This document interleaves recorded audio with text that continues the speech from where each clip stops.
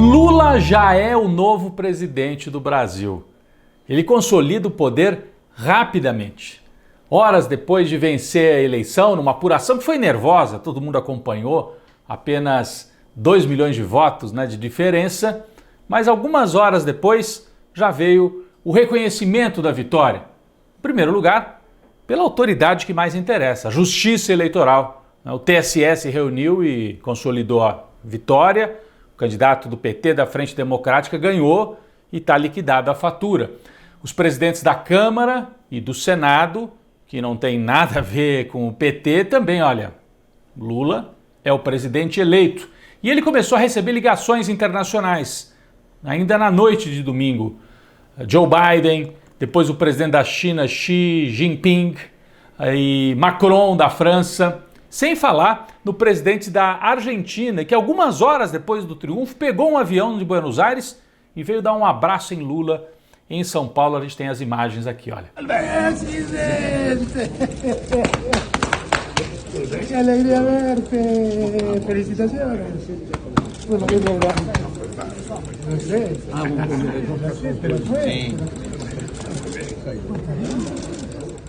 Logo depois do triunfo eleitoral, ainda no domingo à noite, Lula fez um discurso de estadista no hotel, cercado pela equipe. Ele disse que vai governar para todos os brasileiros, claro, inclusive para aqueles que votaram no Bolsonaro. Bem diferente do atual presidente derrotado, que em 2018 falou: a minoria tem que se curvar para a maioria. Nada disso. Vamos acompanhar um trecho da fala de Lula. No que depender de nós, não faltará amor neste país. Vamos cuidar com muito carinho do Brasil e do povo brasileiro. Viveremos um novo tempo de paz, amor e esperança.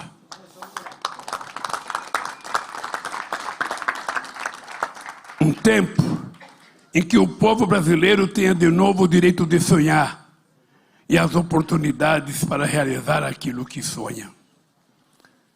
Para isso, convido a cada brasileiro e cada brasileira, independentemente em que candidato votou nessa eleição, mais do que nunca, vamos juntos pelo Brasil, olhando mais para aquilo que nos une do que para as nossas diferenças. Sei a magnitude da missão que a história me reservou e sei que não poderei cumpri-la sozinho. Vou precisar de todos os partidos políticos, trabalhadores, empresários, parlamentares, governadores, prefeitos, gente de todas as religiões, brasileiros e brasileiras que sonham com um Brasil mais desenvolvido, mais justo e mais fraterno. Bom, depois, Lula, com os principais apoiadores, seguiu para a Avenida Paulista, onde havia uma multidão impressionante, e aí fez um novo discurso. A voz rouca do velho líder voltou a ecoar pelo Brasil. Foi uma campanha da democracia contra a barbárie. Foi uma campanha daquelas pessoas que amam a educação, daquelas pessoas que amam ciência e tecnologia, daquelas pessoas que amam a cultura, daquelas pessoas que querem mais cultura, daquelas pessoas que querem trabalhar e ser remunerada de forma decente, daquela mulher que quer um salário igual ao homem, exercer da mesma função. Essa foi a vitória das mulheres que não querem ser tratadas como objeto de cama e mesa, querem ser tratadas como sujeitas da história. É muito forte, A gente assistir essas imagens e relembrar a trajetória de Lula. Pouco mais de 2 anos atrás ele estava preso em Curitiba e agora é o presidente eleito. Por isso, Lula, até nessas primeiras falas, relembrou o seguinte: tentaram me enterrar vivo e não conseguiram, eu estou aqui. É isso. O Lula, além de tudo, e o mais forte também, é que ganhou enfrentando uma máquina jamais vista no Brasil. O presidente derrotado, aliás, é a primeira vez que um presidente é derrotado numa reeleição. Fernando Henrique, Lula, Dilma conseguiram se reeleger, Bolsonaro não. Bom, Bolsonaro usou a máquina pública, dinheiro na véspera da eleição para comprar voto, uma máquina de mentiras, terror religioso, ameaças físicas e até assassinatos de militantes da oposição. Intimidações de toda a ordem. Tanto que o pessoal do Lula, em muitos casos, evitou usar adesivos no peito, adesivos nos carros e até bandeiras nas casas. Ainda assim, Lula ganhou e por isso a vitória por 2 milhões de diferença é uma vitória épica, uma vitória heróica pelo fato de Lula ter enfrentado essa máquina impressionante. Bom, o reconhecimento do triunfo foi rápido, como eu disse, menos da parte do derrotado. Jair Bolsonaro manteve um silêncio de quase 48 horas e, com isso, alimentou o movimento golpista dos seus apoiadores mais radicalizados. Eles logo foram para as estradas com caminhões, parecia tudo já muito bem preparado, havia uma estrutura, alimentação, água, pararam estradas em vários estados brasileiros, principalmente no sul, no centro-oeste, mas também em São Paulo, em Minas Gerais. Temos aí imagens de vários bloqueios.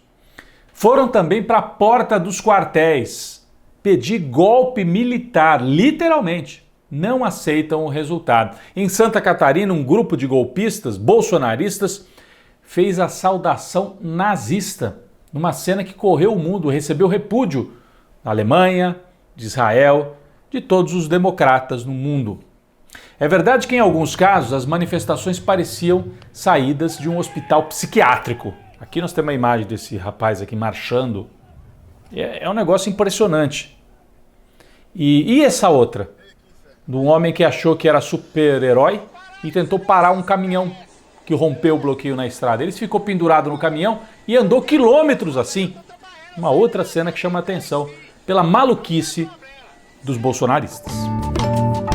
Bom, mais para o fim da semana, essas manifestações perderam força, apesar das PMs e da Polícia Rodoviária Federal ter mostrado pouco empenho em reprimir essas arruaças. Veio a ordem do Tribunal Superior Eleitoral, Alexandre de Moraes, para desobstruir estrada, e ele já avisou, quem fizer manifestação antidemocrática vai ser tratado como criminoso. Mas tem alguém que precisa ser investigado, que é esse diretor aí da Polícia Rodoviária Federal, o Silvinei Vasquez. Além de não desobstruir as estradas, no dia da eleição ele colocou a PRF para atrapalhar o voto das pessoas, especialmente no Nordeste, onde o Lula tem maioria de apoiadores. Bom, depois das comemorações e dos cumprimentos, Lula tirou alguns dias de descanso na Bahia, enquanto a equipe de transição, sob comando do vice Geraldo Alckmin, está trabalhando, né? Foi a Brasília, ao lado de outros, Aloysio Mercadante, Wellington Dias. Eles foram negociar ajustes no orçamento para 2023 com 2 objetivos principais. O Bolsa Família, que volta a existir, vai se manter em R$600, como disse o Lula na campanha. E eles querem recriar programas sociais que o Bolsonaro desmontou, como Farmácia Popular. Surgiram já alguns nomes para compor a equipe de Lula, por exemplo, no meio ambiente Marina Silva, o Ministério dos Povos Originários Sônia Guajajara. As duas provavelmente serão indicadas durante a participação de Lula num importante evento internacional, a Conferência do Clima, que acontece no Egito. Lula irá para lá agora no mês de novembro e pode fazer o anúncio de Marina e de Sônia Guajajara, ou de outro nome, né, que ocupe aí essa função, já nesta visita internacional. O Bolsonaro, enquanto isso, é abandonado por líderes da direita que rapidamente reconheceram a derrota. O Arthur Lira, presidente da Câmara, falou: acabou o jogo, bola para frente. O Mourão, que é o vice do Bolsonaro, eleito senador, também falou, apesar de críticas ao PT, perdeu, acabou. E o Tarcísio de Freitas, governador eleito de São Paulo, bolsonarista, até o empresário da religião, Edir Macedo, dono da Igreja Universal, disse: Deus escolheu o Lula, vamos tocar a vida. Bom, o país vai ter que lidar ainda com alguns setores radicalizados que não aceitam a derrota. Espera-se que a justiça saiba punir quem atacou a democracia, que saiu vitoriosa nessas eleições.